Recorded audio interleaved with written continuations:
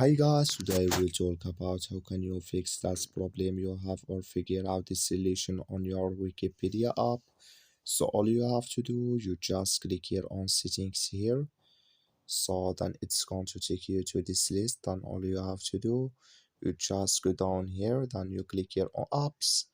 So then you come to this list here. Then all you have to do, you just go down here to looking for Wikipedia app.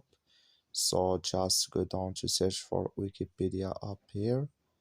So then you click here on Wikipedia app, then it's going to take you to this list. You click here on force stop, then you click here on OK.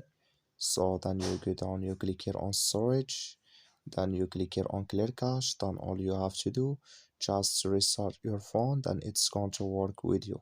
So that's all you have to do. I wish you are great. Thank you for watching. Don't forget to support us by liking, subscribe.